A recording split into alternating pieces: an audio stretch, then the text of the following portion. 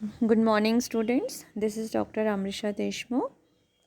I will be taking your paper fifth, that is EPC. Okay, and the name of this paper EPC is Reading and Reflecting on Text. So, first of all, the first question may be coming in your mind, what is EPC? That EPC is enhancing professional capacities, right? You are going to be teacher, so you should have some capabilities what a good teacher should have. तो योग्यताएं हिंदी में हो जाएगा professional योग्यताएं जो होती हैं किसी teacher की उनको एनहेंस करना। ठीक है, तो ये पेपर है ईपीसी और इस पेपर का नाम है reading and reflecting on text. Then this paper is only a practical paper. There is not going to be any theory paper in this. Fine?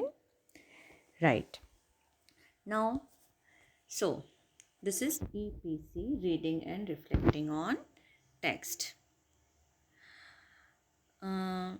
Yes. So, अब आप लोगों ने ये जानते होंगे कि रीडिंग क्या होती है, बट रिफ्लेक्शन क्या होता है रीडिंग के साथ, ये आइडिया शायद आपको ना हो। In simple language, as we go ahead with the paper, you'll come to know the different meanings of words coming across. Okay, जैसे जैसे आप आगे बढ़ेंगे आपको इस पेपर से रिलेटेड जो भी वर्ड्स हैं उनके मीनिंग पता चलते जाएंगे। अभी हम आपको सिंपल लैंग्वेज में बोल रहे हैं कि reading and reflecting on text का मतलब है रीडिंग एंड रिफ्लेक्शन, मतलब when you read something it should not be only just blunt reading कि you are reading but you are not getting something. There should be reading with comprehension. आप जो भी पढ़ो उसको समझ के पढ़ो, राइट? ये नहीं है कि सिर्फ आपने रीड कर दिया और उसको आप समझ नहीं पा रहे हैं।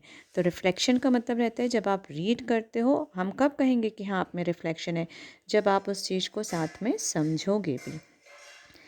आपने एक सिंपल सी लैंग्वेज राइटिंग अगर किसी बच्चे ने रीड किया कि Gandhi ji was born on 2 October 1869, और उसके बाद उनसे पूछा गया बच्चे से when was Gandhi ji born, and if he is not able to answer कि what is his birthday, then it means कि उसका कुछ रिफ्लेक्शन हुआ ही नहीं है, उसने सिर्फ ब्लंट रीडिंग कर दी बिना समझे। तो सिंपल रीडिंग एंड रिफ्लेक्टिंग ये पेपर आप लोगों के बीएड में क्यों ज़रूरी है, because you are going to be teacher.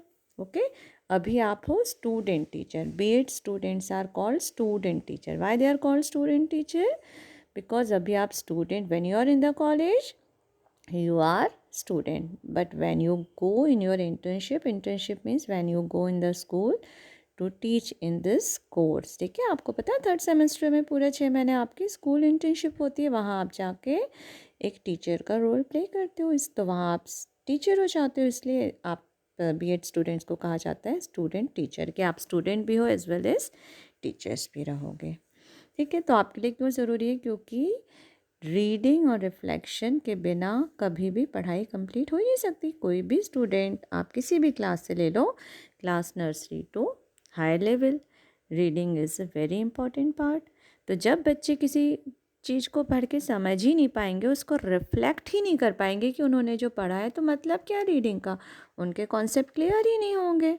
Simply समझ रहे, पढ़ाया जाता है ना, इसलिए हर चीज़ कि जैसे पढ़ाया जाता है 2+2 4, बच्चों को याद हो गया, टेबल बोलते हैं 2 2 4, 2 4 8, बट ये सिर्फ उनको लर्न नहीं होना चाहिए, उनको पता भी होना चाहिए कि 2 4 8 का मतलब क्या है, कि जब हम 4 टाइम्स 2 को ऐड करते हैं तो वो 8 हो जाता है। तो this is reflection of your reading और रिफ्लेक्शन ऑफ टेक्स्ट, जो भी आप पढ़ रहे हो उसको आपको रिफ्लेक्ट भी करना चाहिए। ठीक है, बहुत सारी चीज़ें हैं, ये मैंने आपको एक जनरल इंट्रोडक्शन दिया है। नाउ वी गो अहेड, हम देखते हैं कि इस पेपर के ऑब्जेक्टिव्स क्या हैं और क्यों इस पेपर को आपके सिलेबस में रखा गया है। ठीक है, तो this is objectives to enable the student to read and respond to a variety of text in different ways। वही चीज़ जो मैंने बताई, इनेबल द स्टूडेंट, आप स्टूडेंट हो, आपके लिए भी है, और ये आपके लिए इसलिए जानना ज़रूरी है कि जब आप टीचर बनोगे तो आपके जो स्टूडेंट्स हैं उनको भी they should be enable to read and response, मतलब वो रीड भी कर पाएँ और उसको रिस्पॉन्स भी कर पाएँ।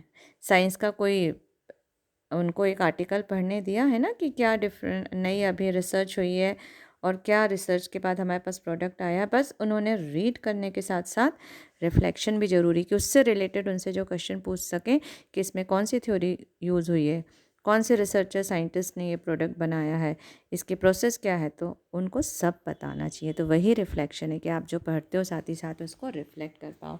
ये सब बहुत इंपॉर्टेंट चीज़ें हैं जो वाइवा में आपसे पूछी जाती हैं।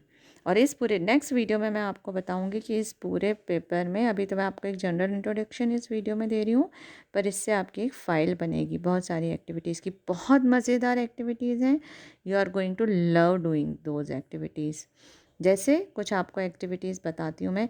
आपको स्टोरी लिखने दी जाएगी, आपको इनकम्प्लीट स्टोरी दी जाएगी, बोलेंगे इसको आप कंप्लीट करो। आपको एडवर्टीज़मेंट बनाने दिया जाएगा, सो मैनी चीज़ें मैंने आपको बताया। तो you are going to love this paper, ठीक है।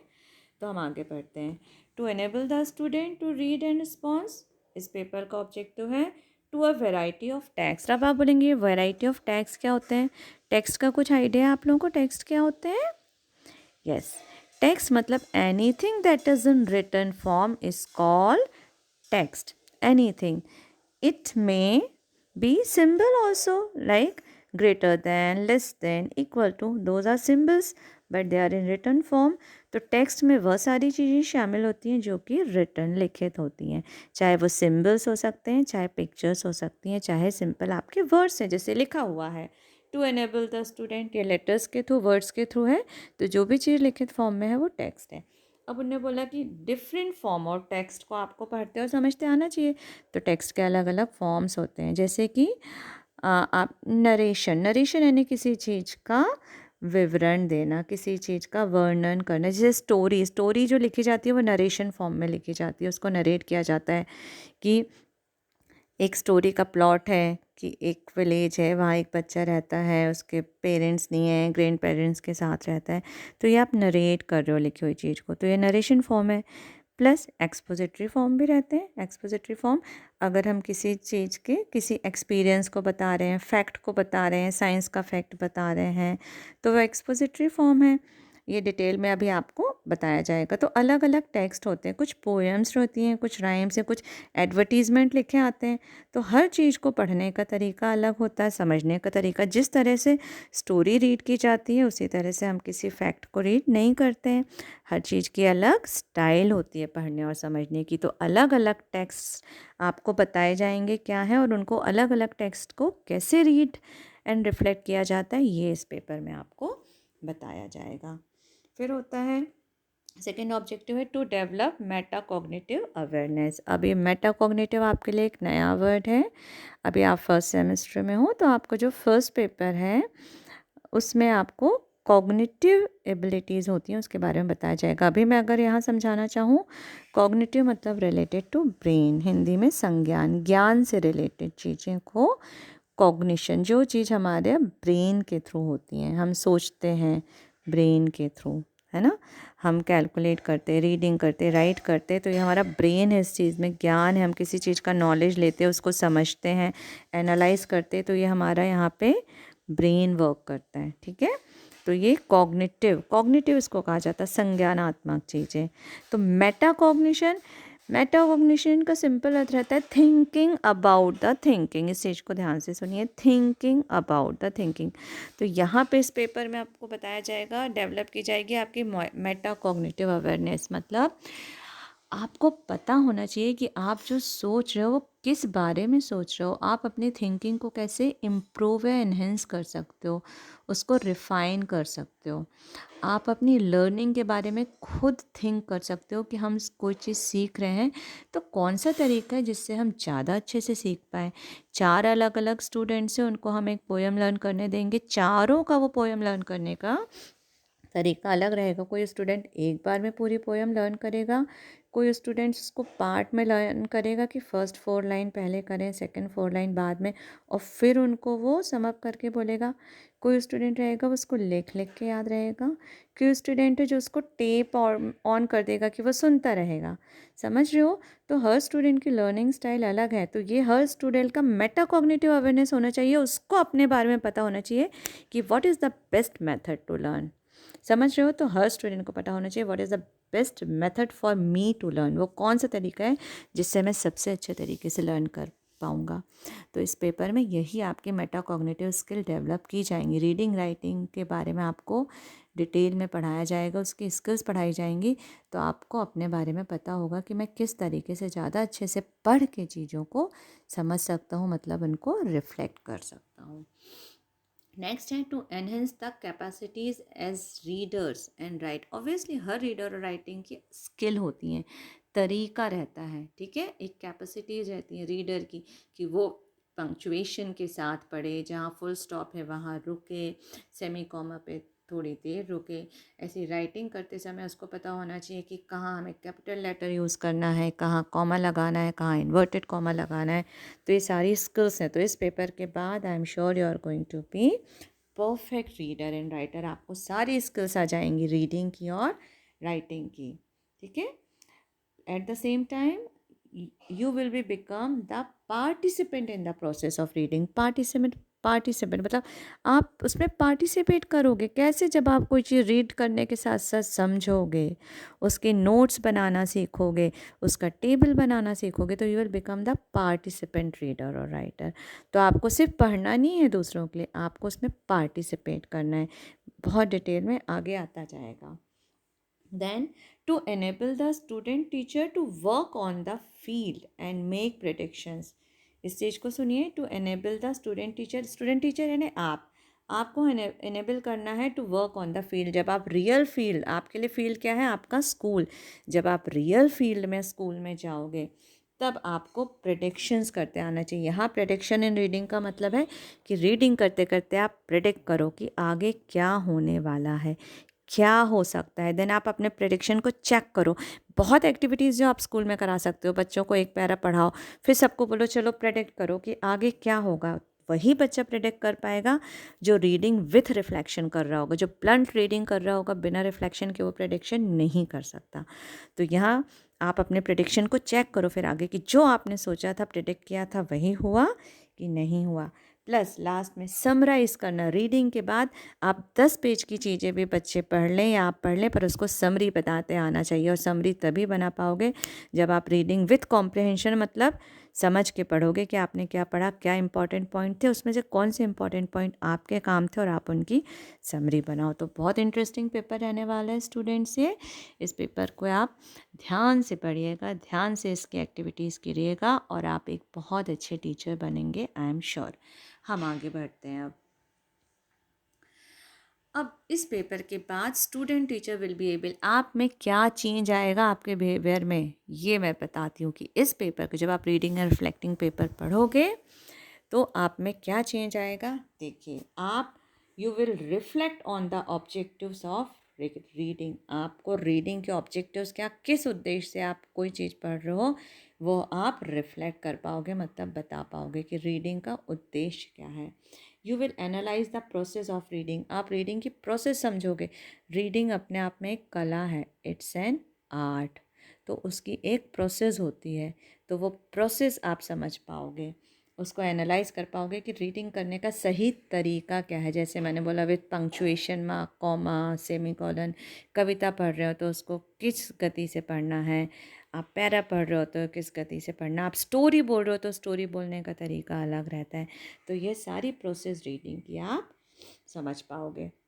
Then you will develop the skills of reading. Obviously skill होती हैं कुछ जो रीडिंग के कौशल होते हैं, वो आप समझ पाओगे। Explore the problem of reading. Reading में प्रॉब्लम क्या आती हैं, ये इस पेपर में आप समझोगे कि क्या बच्चों को कई बार उनका प्रोनाउंसिएशन सही नहीं होता, किसी वर्ड्स को वो सही से प्रोनाउंस नहीं कर पाते हैं, सी और एच को कहाँ पे का बोलना है, कहाँ पे चा बोलना है, ये नहीं समझ पाते। तो ये सारी चीज़ें आपकी कि क्या प्रॉब्लम आती है और उन प्रॉब्लम को कैसे फिक्स करना है, कैसे ठीक करना है, ये आप समझोगे। Then develop the skill of reading, ये रिपीट हो गया पॉइंट, आगे आते हैं। Explore the problems of reading different text, फिर वही बात आ गई, कहीं पे टेक्स्ट स्टोरी है, कहीं पे टेक्स्ट कोई एडवर्टीज़मेंट है, कहीं पे पोइट्री है, कहीं पे किसी की बायोग्राफी रखी है। हर टेक्स्ट का पढ़ने का तरीका अलग रहेगा, तो उनके पढ़ने में क्या प्रॉब्लम आती है, जैसे स्टोरी है उसको पढ़ने में क्या परेशानी आती है, ये सारी चीज़ें आप यहाँ पे एनकाउंटर होगा आपका और आप समझ पाओगे। फिर you will develop the skill of documentation, note taking. Documentation है आप जो पढ़ रहे हो उसके नोट्स कैसे लेना है, कैसे अंडरलाइन करते जाना है, कौन सी इंपॉर्टेंट चीज़ें हैं जो आपको नोट करना है, उनको कैसे नोट करना है, ये पेपर आपको बताएगा। Then 8th point, you will develop the habit of reading various text. आपकी हैबिट हो जाएगी, आप you will start loving reading. आपको इतना अच्छा लगने लगेगा आप ये सब सीख के कि आपकी हैबिट होगी कि आप ज़्यादा से ज़्यादा पढ़ो। और स्टूडेंट्स, हमारे लिए reading is the best friend. आप जितना पढ़ोगे, पढ़ने को सही तरीके से, उतना आपकी एक पर्सनैलिटी डेवलप होगी। आप 5 लोगों के सामने खड़े रहोगे, आपका एक कॉन्फिडेंस लेवल बढ़ जाएगा। आप जितना रीड करेंगे, ध्यान रखिए रीडिंग आपके कॉन्फिडेंस लेवल को बढ़ाता। अलग अलग टेक्स्ट ना, आप न्यूज़पेपर पढ़ने की आपको सीखने मिलेगी, आपको न्यूज़पेपर आप पढ़ोगे, डिफरेंट आर्टिकल्स पढ़ोगे, देखिएगा आपका कॉन्फिडेंस लेवल बढ़ेगा। ये आपको अपने स्टूडेंट को भी सिखाना है कि आप टाइम वेस्ट करने से अच्छा इट्स बेटर टू रीड से आपकी वोकेबलरी डेवलप होती है, आपके पास सेंटेंस मिलते हैं, आपको किस वर्ड्स को कैसे यूज़ करना है, ये सारी चीज़ें मिलती हैं। फिर इस पेपर से क्या फ़ायदा होगा, 9वां point, differentiate the style of reading various text. ये मैंने बताया कि हर टेक्स्ट को पढ़ने का तरीका, आप कविता को गा के पढ़ते हो पर स्टोरी को गा के नहीं पढ़ते हो। 10th point, identify different skills and सब स्किल्स ऑफ रीडिंग। वही चीज़ें हैं कि हर रीडिंग की स्किल एंड सब स्किल, क्या कौशल है जो आपको पता होना ज़रूरी है, तो इस पेपर के बाद आप वो सीख पाओगे। हम नेक्स्ट आते हैं।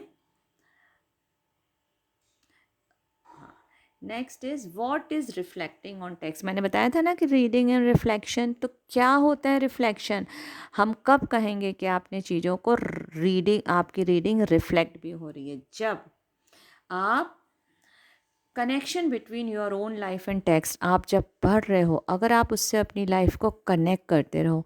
अच्छा, यहाँ पे ये लिखा है कि जब पानी गर्म होता है तो इवेपोरेशन होता है, तो आप अपनी लाइफ से कनेक्ट करो कि यस, मैंने तो देखा है जब पानी गर्म होता है तो स्टीम निकलती है।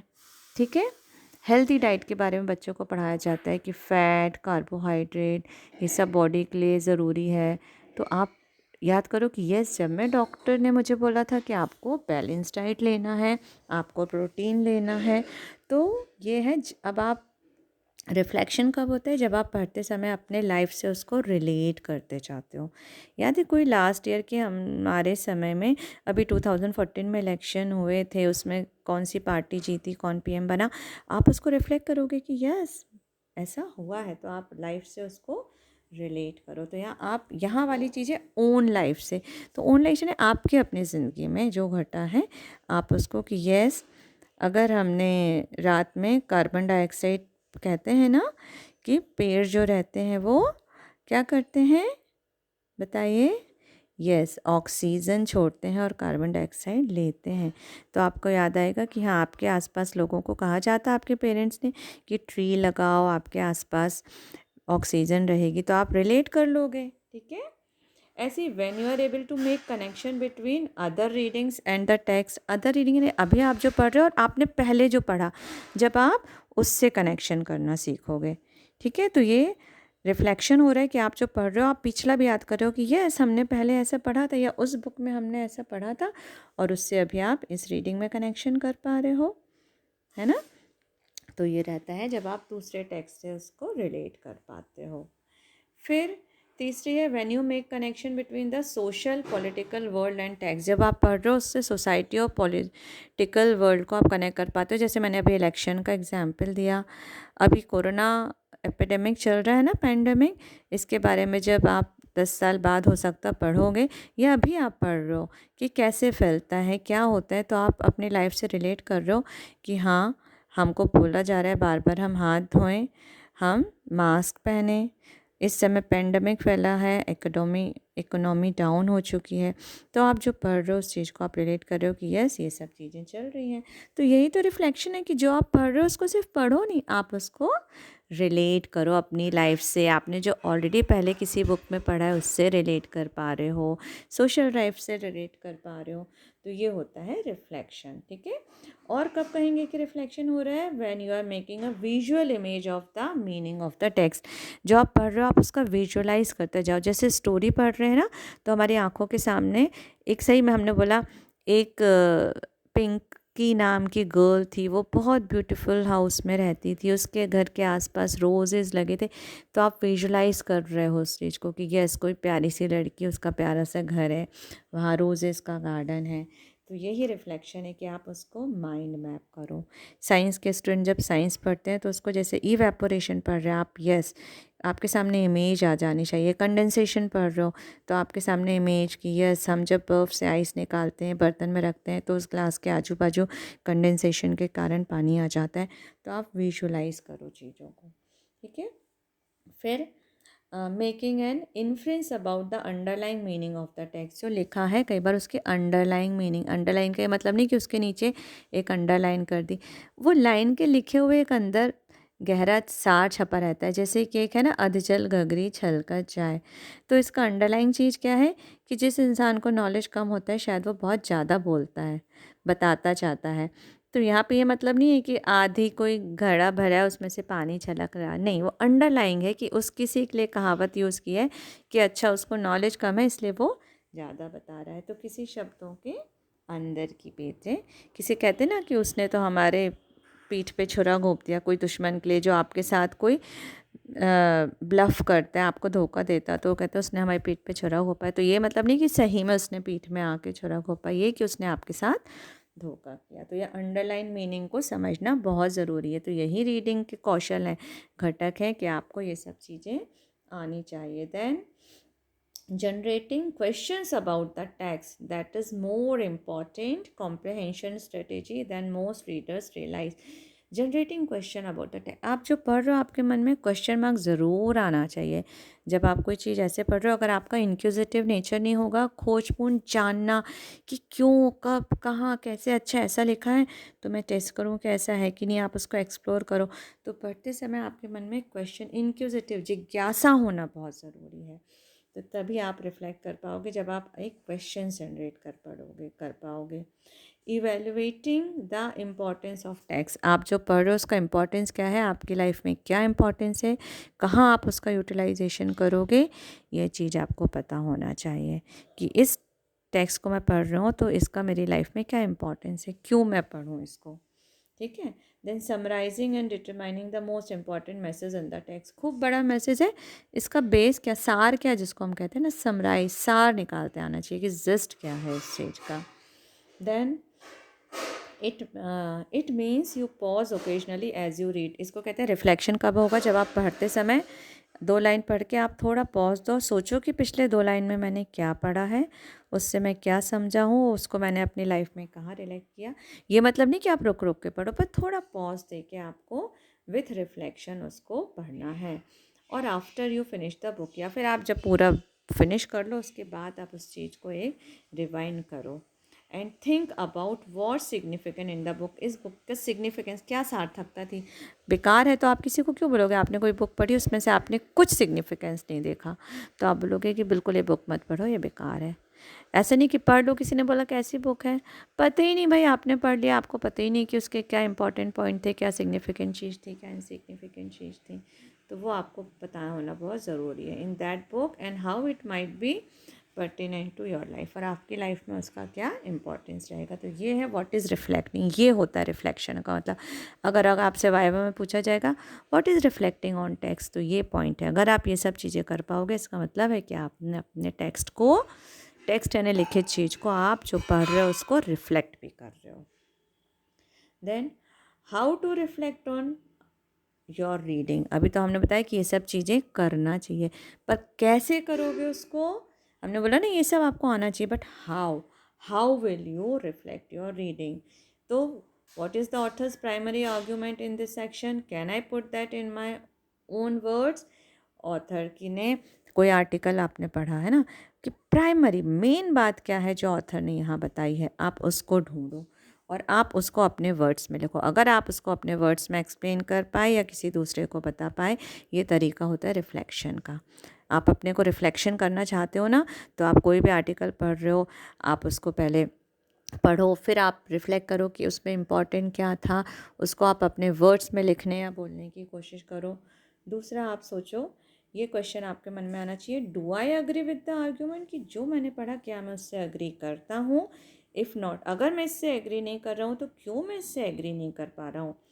एम आई एग्रीइंग और डिसएग्रीइंग, कि क्या आपने जो पढ़ा आप उससे एग्री कर रहे हो या डिसएग्री कर रहे हो, because of my own biases और because of my prior world view. कि ऐसा तो नहीं कि मैं कुछ बायस्ड हूँ तो मैं उस चीज़ को, जैसे हम किसी एक पर्टिकुलर पर्सन के लिए बायस्ड हो जाते हैं ना, कि नहीं ये पर्सन अच्छा नहीं है, बचपन से हम सुन रहे हैं कि ये पर्सन अच्छा नहीं था, अच्छा नहीं था, और किसी राइटअप में आपने पढ़ा कि नहीं उस पर्सन की तो तारीफ़ है, तो अगर आप बायस हो तो आप उससे डिसएग्री करोगे कि नहीं नहीं नहीं ये तो अच्छा नहीं है, या आपके पास्ट एक्सपीरियंस कुछ हुए होंगे जिससे आपको लगेगा कि नहीं अच्छा नहीं है।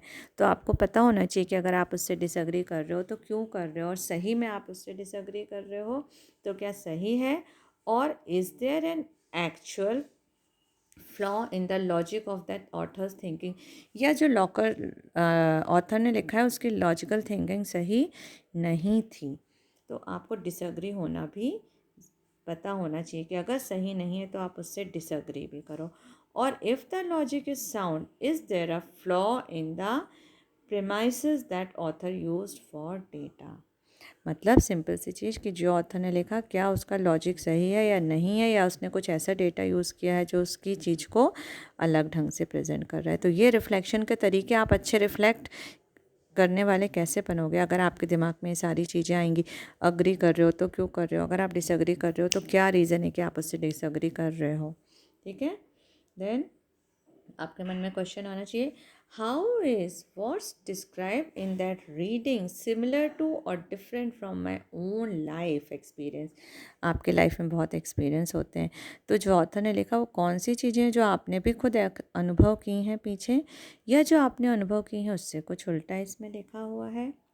How could I recognise those differences और जनरलाइज फ्रॉम दोज सिमिलैरिटीज़। उस जनरलाइजेशन आप कैसे जनरलाइज करोगे, अगर आपने भी अपनी लाइफ में एक्सपीरियंस किया है, सामने वाला भी वही बोल रहा है, तो आप जनरलाइज करोगे कि नहीं मैंने भी यही एक्सपीरियंस किया है, सामने वाले ने भी एक्सपीरियंस किया है। मतलब वो जनरलाइजेशन का मतलब क्या होता है, जब हम एक ही घटना बार बार घटती है तो हम उसको जनरलाइज कर देते हैं। जैसे जो कई बार देखा, ऊपर फेंकी चीज़ 10 बार फेंका तो नीचे गिरती है, तो हमने जनरलाइज करके उसका स्टेटमेंट बना दिया कि हर ऊपर थ्रो की हुई चीज़ नीचे गिरती है।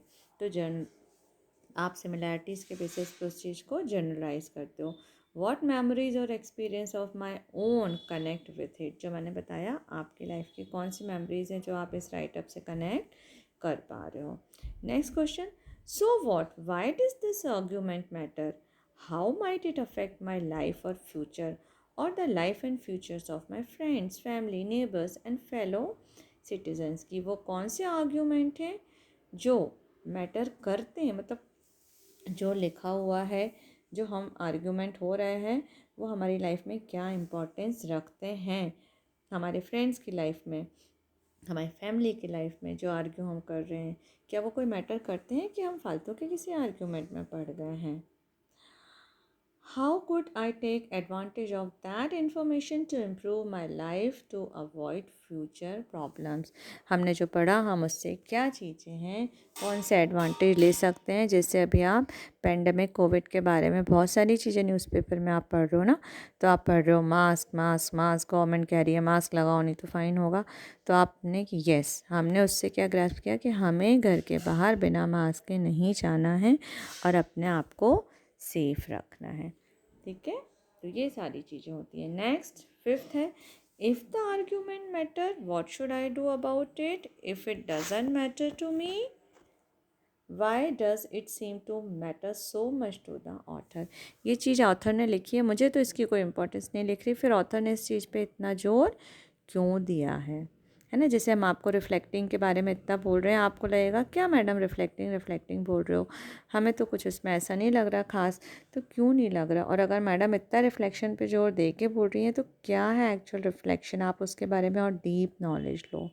ठीक है, तो ये सारी चीज़ें हैं जो कि इस पेपर में आपको पढ़ाई जाएंगी। नेक्स्ट पॉइंट जो 7th है कि आप रिफ्लेक्शन कैसे इंपॉर्टेंट कर पाओगे। What's the most powerfully phrase और beautifully written section of the book. आपने कोई बुक पढ़ी है, उसका सेक्शन सबसे इंपॉर्टेंट सेक्शन कौन सा है। Should I memorise that passage so it can live in my head later. मैं उस चीज़ को हमेशा अपने दिमाग में रखना चाहता हूँ। What could I learn from the way it is written that I could use in my own writing on my own speech to help me become more eloquent. हम कुछ कुछ पढ़ते हैं, हमारे लाइफ में बहुत इंपॉर्टेंट वो चीज़ें हो जाती हैं, ठीक है, और हम उनको कुछ चीज़ को नोट करते, बहुत अच्छे कोटेशन मिलते हैं, हम उनको यूज़ कर लेते हैं, और आगे हम जब कुछ बोलते हैं और लिखते हैं तो हम उसको यूज़ करते हैं। ठीक है, ठीक है, तो यही चीज़ें हैं जो इस पेपर में आने वाली हैं। ओके, यही सारी चीज़ें हैं जो इस पेपर में हम आपको डीप में बनाएंगे। आज हमने आपको इसका इंट्रोडक्शन दिया है। Okay student, thank you so much.